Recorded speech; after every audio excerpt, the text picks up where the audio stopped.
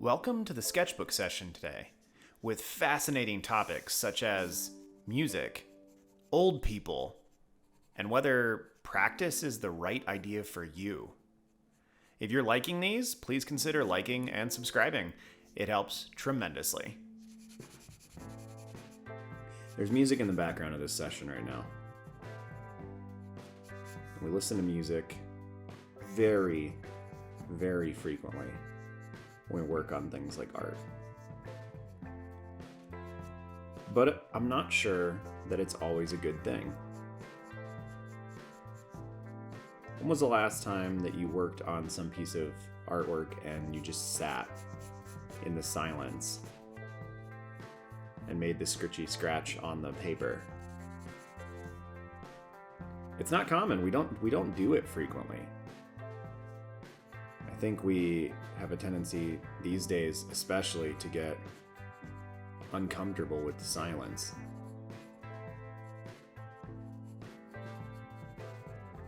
And as I'm prone to do, if you've paid attention or listened to any of these sessions in the past, I have a tendency to overthink things and to wonder, is the listening to music good for us? Is it beneficial? Is it good for us to be subjected to the silence sometimes? To have to deal with our own thoughts, our own place in the universe, the contemplation that comes with that. And of course, spoiler, I think that it probably is good for us to contemplate our existence and to spend a little bit of time in the silence every once in a while. That being said, I don't often sit down and draw with no music or podcast or audiobook. Most of the time I sit down to draw, I do sit down with music.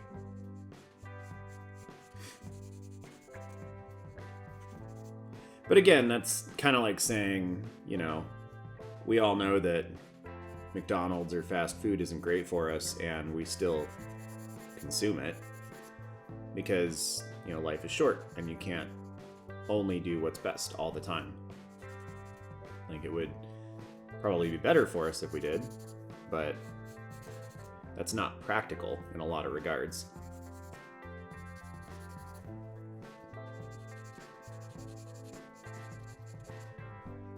So what kind of music do you guys listen to when you're working on your art? Or do you listen to podcasts? Do you listen to things like this? Do you listen to books on tape? Which they don't call books on tape anymore, they just call audiobooks because nobody has a tape player anymore. Let me know in the comments down below. I'd love to know what you guys listen to while you are working on your artwork.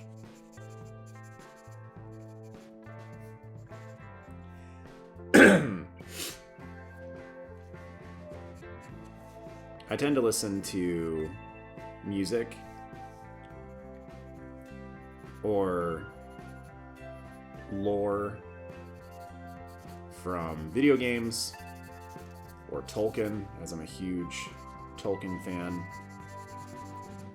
I used to do a lot of audiobooks while I was working. I haven't done that recently, but I'd like to get back into it.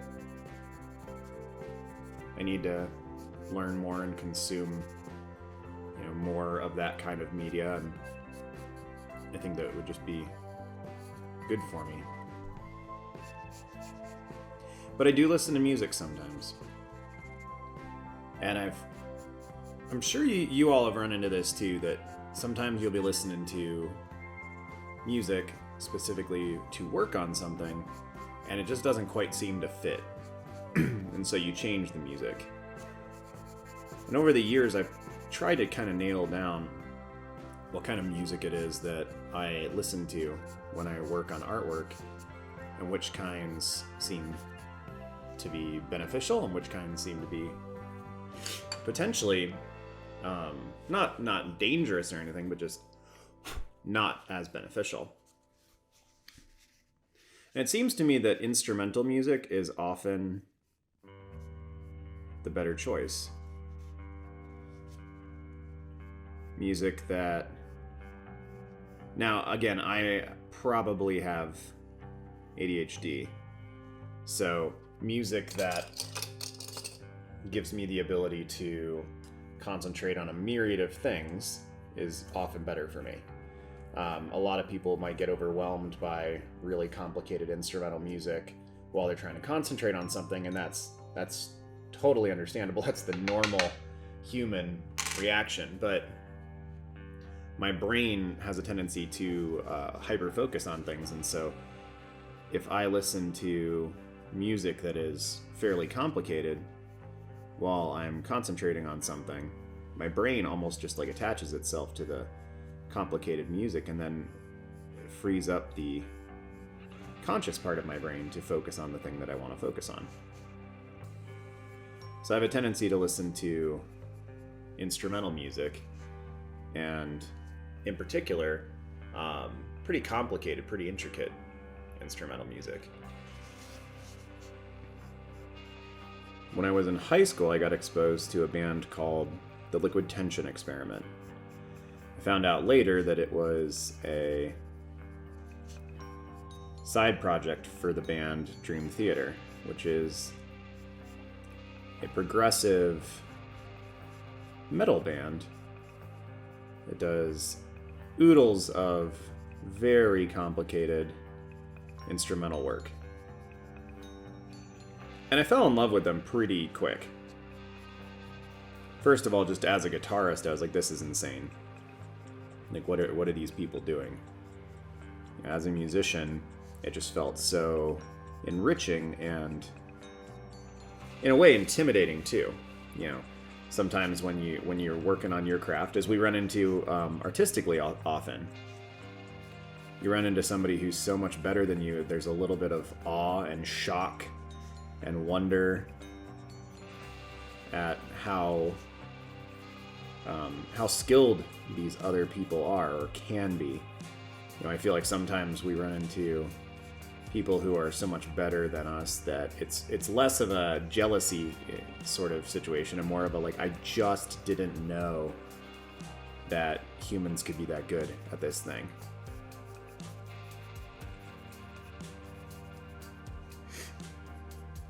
Those moments are good for us, though. I think that we can stand to be humbled a little bit. It's not always a bad thing. So I started listening to them as I got a little older, but probably the band that singularly occupied my creative time when I was in high school was Coheed and Cambria. And they continue to be one of my favorite bands, if not my just straight up favorite band now. It's a progressive rock band with a lot of punk influences, which, again, I spent time in punk bands in high school. And there's also some metal influences, some influences from bands like Rush, Pink Floyd, things like that. So lots of very long songs with meandering everything. And I like long songs, I really do. I liked them when I was younger, and then when I got older and I started listening to a little bit of classical and operas and musicals and things like that, I realized that I just like long music. I like stories, and long form music often tells stories. And so I was all for it.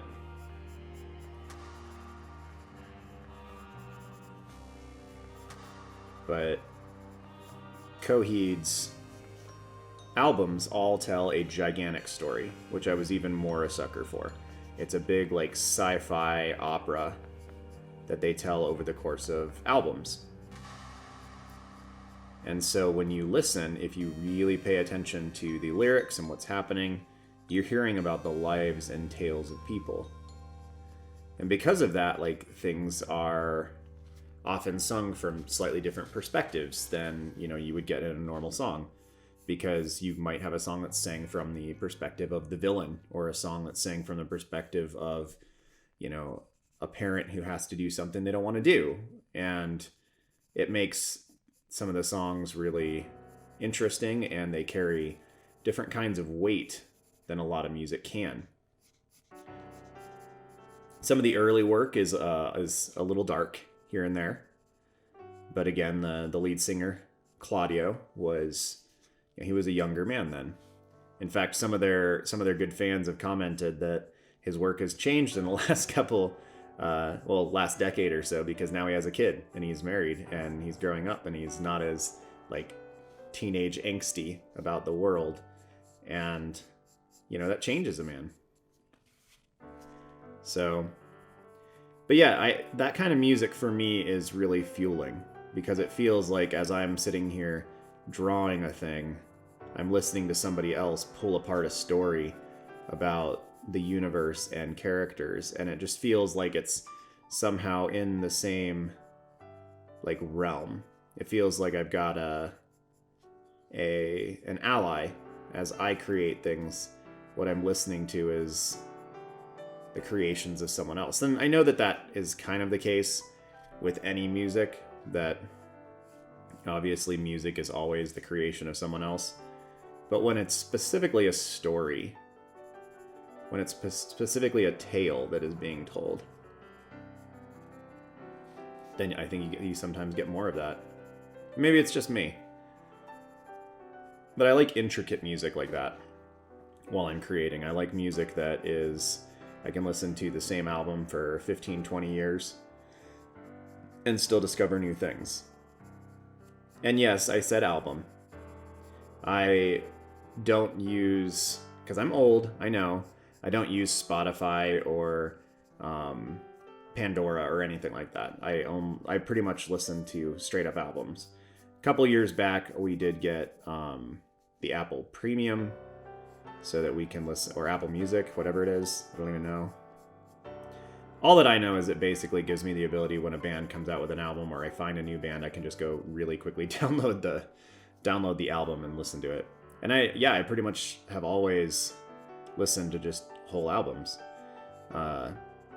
Figure if I like a band, I'm going to listen to all of what they produce in a particular time period. I know that's not as common now, but I still think it's good. I think it's good to hear out a group that you like and see what all their work is about. And there's a craft and an art to putting together an album that is, if we stop listening to albums in their totality, we're going to lose. And it's easy to forget that the way that all the songs are arranged on the album is intentional, that there are little gaps, that sometimes songs are longer or have long endings so that you can facilitate the release of fatigue from a particularly intense song as you move into the next one. Like, there's a whole art form to all of that. And I think that it's just a good thing. I think it's just a good thing to listen to the entirety of the art form. And with music, that's almost always an album. Even still. Though I think there's a good chance that we turn away from that in the next couple decades, because so many people listen to the music in different capacities now. And so I think that we might see turn away from full albums and start seeing people do more like EPs, where they just release a couple songs at a time. In fact, another band that I listen to a lot, Bayside, has started doing that, much to my personal chagrin in the last couple of years, is they haven't released an album in a while. And they've just been doing little, like, 2 or 3 song releases. And it's like, come on, guys, get it together. Make a whole album. But I don't know. I mean, it's still, you still get the trickle of new music, which is cool. So I don't want to downplay that. I certainly like getting new music. But finding a new band is such an exciting thing. Finding a song that you really like and then going and listening to more by that band to see if that song was just a fluke, or if, you found a new love, a new friend, a new, in our case as artists, a new ally and accompanist for, our work for the next 6, 7, 8 years, whatever it might be.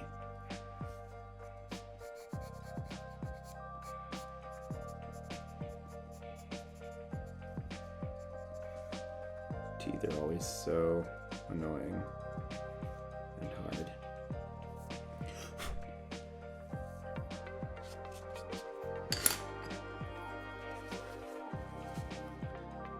been a while since I've drawn a person. I'm curious to see. I'm curious to see how it's going to turn out.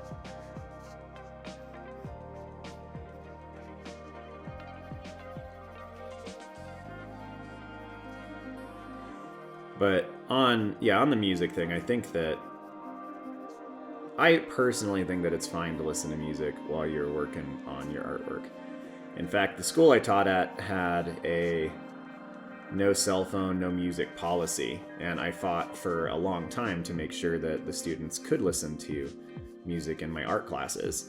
And I thought it was important primarily because you need to disengage sometimes and just get the work done. You know, if you're in a math class, if you're in a science class, it's a little harder sometimes to work on those kinds of things. But if you're in an art class, like, there's indisputably just time where you need to buckle down and just get the work done. Like, you finished your sketches, you've got your ideas, they're all put together. Like, now you just need to, bust out the drawing, as it were. And that music is relaxing, and it pulls you out of that environment so that you can concentrate on the work at hand. And that was the largest reason why I pushed for that to be a possibility for the students. I knew that for me growing up, that sometimes, you went into the art room and you didn't talk to anyone, you just worked. And that work was facilitated often by having headphones on, by detaching from things, not being antisocial, but just understanding that, like, we're all in this together, we're all working on things, but I need to concentrate for a little while on this. And so I love you and goodbye. I'm going to go ahead and detach, and I'm going to work on, completing the project that I need to work on right now. And it was met with resistance for a long time. Eventually, I managed to get a policy in place that allowed my kids to listen to music, and I think that it was beneficial for them. I couldn't tell you how many times I had kids come into that room that had a bad day, and they come into the art room, and it's this haven, this place of safety. And they're able to put their headphones on and disengage from things and refuel, and when they leave the room, they're in a better place because they had the ability to detach for a few minutes. It's powerful and it's important. I think it's important for us as humans not to, just lost the end of that pencil in the sharpener. Awesome. It's important for us as human beings not to assume that everyone functions the same way we do. It's really important. We're all different. We all take things in just a little bit differently. And our world is very much constructed for the extrovert, and artists are by and large introverts. And so it makes sense to me that the systems that we have set up in school and in our country in general are not always going to be what's best for the artist. In fact, they're seldom going to be what's best for the artist. And when they are what's best for the artist, it's just by happy accident. Our country and our world, by and large, doesn't value the artistic things. It values productivity. It values that which is objectively identifiable in purpose and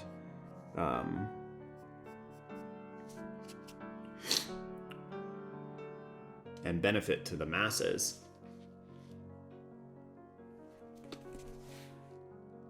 Yeah, left eye might be a teeny bit higher than the right eye.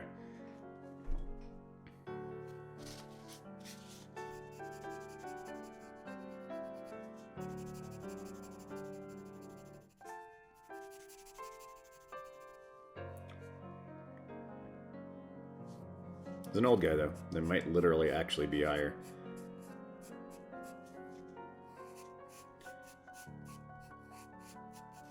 But that ability to detach, that ability to refocus yourself is necessary. A lot of kids that, just kind of fade into the background in school because they're on social overload all the time. And there isn't an alternative for them, and the structure doesn't allow,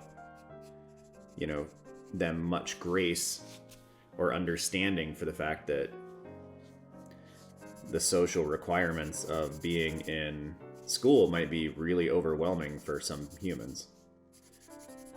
I managed to adapt, and when you're young, often you can. But it doesn't mean that it's easy. It's difficult for some people, very difficult for some people. And I think that if we can allow ourselves to be a little bit more understanding, that's a good thing. We could always use a little bit more kindness. Always use a little bit more kindness in the world. So why am I drawing an old man? When I do portrait work, I often do older people. And it's it's largely due to the fact that they have all these wrinkles. I find it more interesting in the same train of thought. If you've ever heard me talk about how I like drawing like ugly things or things that are decaying or falling apart, it's that same kind of notion where you have a lot more grace when there's a lot of wrinkles. If this was some, cute anime girl, like there's not a lot of grace in getting that line correct. There's not a lot of grace in getting the side of the face correct because it's a pretty simple line. It's not compound. A lot of the lines on this face are very compound. We've got these big baggy areas underneath the eyes that are catching the light and then casting their own shadows underneath them, and then another round of that, and then on top of the eyes, like all over the place. You've got these interesting forms. So first of all, I find that just more enjoyable to draw. Secondly, I think it's more forgiving to draw. It's a lot easier to make a mistake on a piece like this and not have anyone even capable of noticing that you made a mistake. Which, when you don't draw portraits a lot, is great. Because it makes it, a little bit easier to get back in and do it again. And a lot of art is just what allows you to stick with it. This hair is going to look so funny as I start to get it in.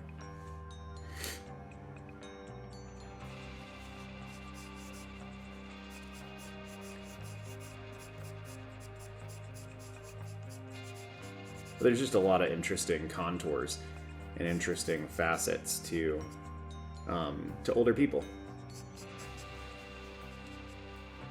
I don't know if I would say necessarily that it's beauty in its own way. I think that probably is true. I'm not doing it because I find old people particularly beautiful. It's just I find the crevices and the intricacies of their faces a lot more interesting.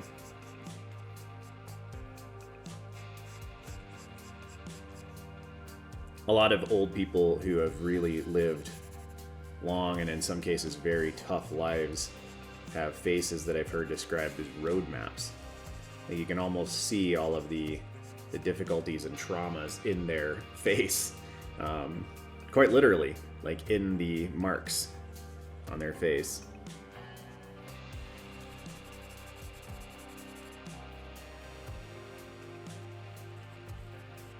It's an interesting notion, and I think there is some truth to it.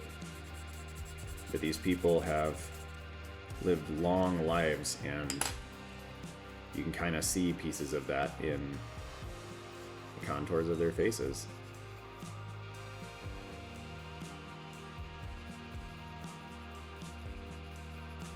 Somewhere in the back of my mind, I'm thinking that I'm going to come up with a more sophisticated reason, some beautiful epiphany about why we should all draw old people, and I think at the end of the day, I don't have one. There's some cool, I like doing it. I like doing it for the same reason that I like drawing weird, oceanic cephalopods that are covered in barnacles and things. They're more interesting to me.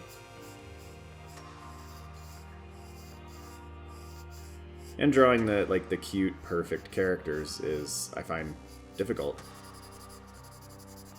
And so I guess we often tend towards the things that we find a little bit more comfortable, a little bit more doable. So as I continue to grow and practice, I'll keep moving into areas that I'm less comfortable with. One of the banes of my existence is clouds, rocks, and trees. And a lot of my practice time in the last couple months has been on those three things. Not a lot on here because it's kind of boring, I think, for y'all to watch me draw, 100 trees. If that's what you want, let me know in the comments. I guess I can share that with you. But yeah, a lot of my practice lately has been on those things. And it's funny though, because I'm thinking about something that Stephen Zapata said in some of his conversations with one of his friends recently on there, on his channel, which was like, don't spend all your time practicing. Like, spend your time doing the things you want to do. This basically translates in my mind to if I want to get better at drawing rocks, like, the goal of getting better at drawing rocks is not literally to draw the perfect rock, right? Like, the goal of drawing rocks is something else. There's got to be some other piece in that, like, why do I want to get better at drawing rocks? Well, it's because a lot of things that I want to draw have, rock components to them, or rocks are just a good analog for geometry in the first place.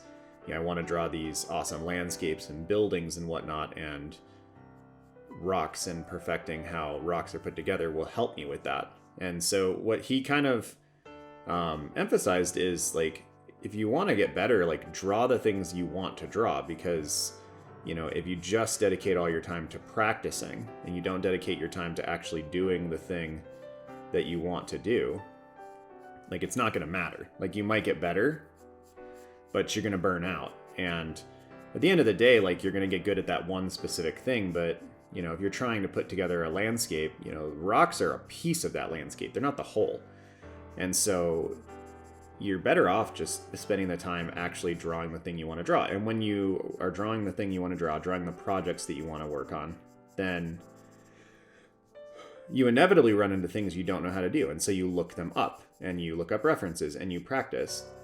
And that's actually why I did the series recently on building your own projects. It's based on this idea of, that's probably a better way in general for most of us to get better and to learn, how to make art the way we want to make art, is focus on creating projects so you're actually doing the things that you want to be doing.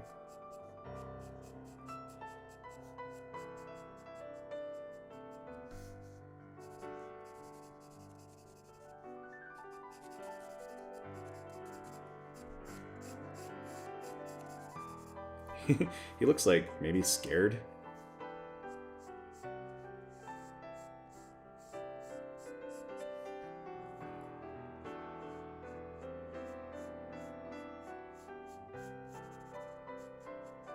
Might seem condescending, but like this part of old people is sometimes referred to as jowls, which is what you would refer to it on, like, a pig. And that doesn't sound very flattering, but it is kind of the appropriate term. It's such an intriguing feature when, like, the flesh kind of billows over time.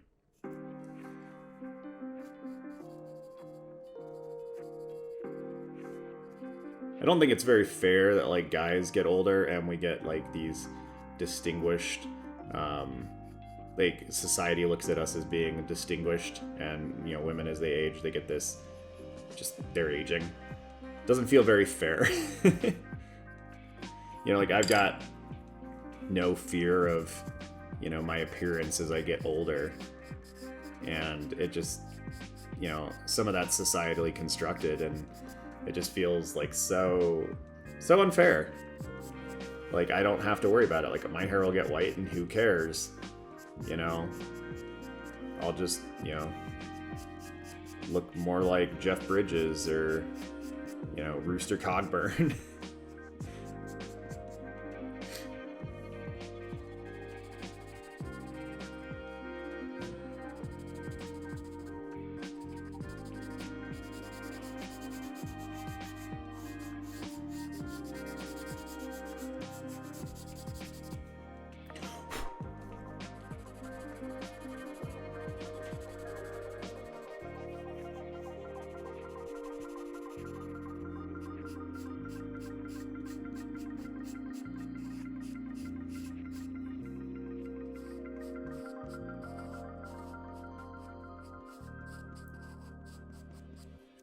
There's something oddly therapeutic about the scritchy scratch.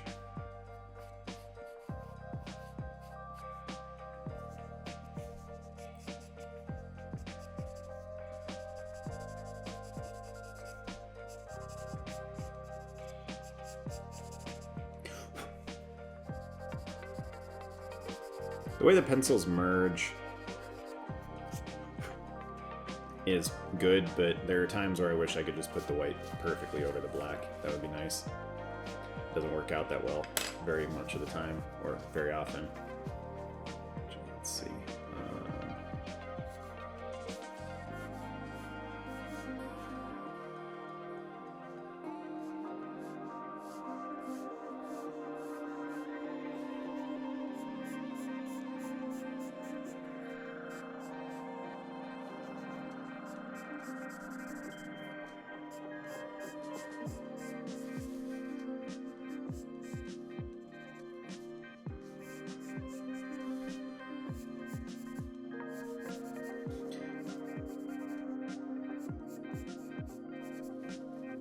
I don't think I'm going to do the whole background in here, but I want to get some of it because I think it'll frame the face nicely. Definitely going to have to cover this up though.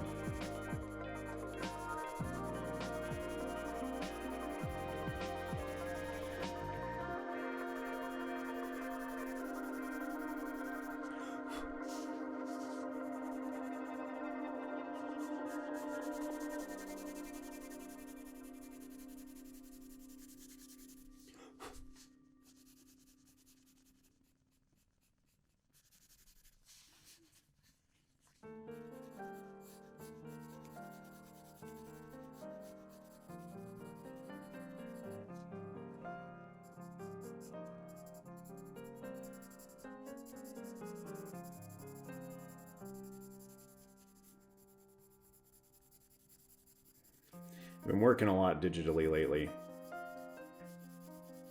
but there is just something about the physical texture. There is something about working with actual pencils on actual paper that I will never get over.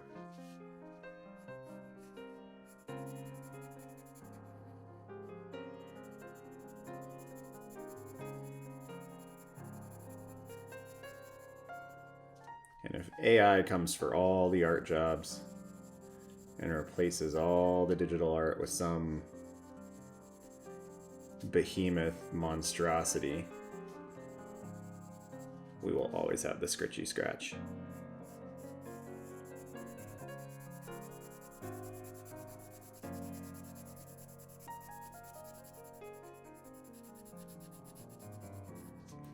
Our old friend. Feels interesting and funny to come back to pencils. That which was there for us in the beginning. That'll hold us at the end of time.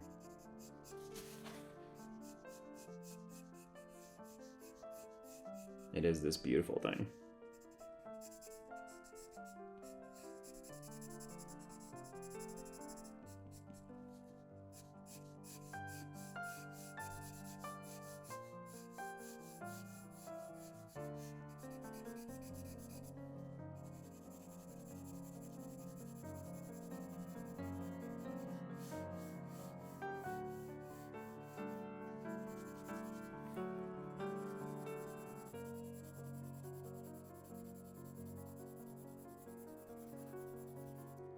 Sorry, let me adjust this a little bit so you can see where I'm working down there. It's not particularly glorious, just kind of finishing off some of the shapes and the shading.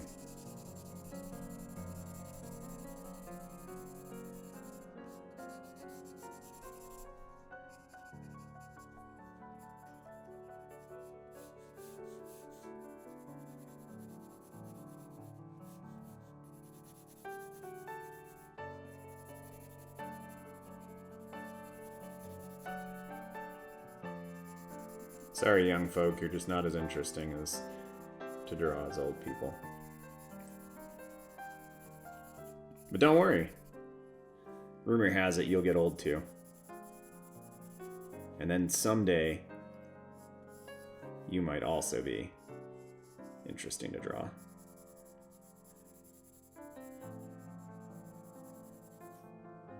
Maybe.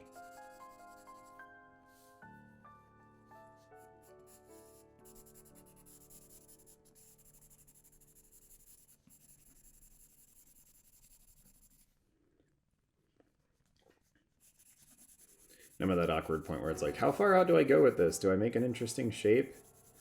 Do I just go? I don't know. I didn't plan this. This just happened. Where are we? What are we doing?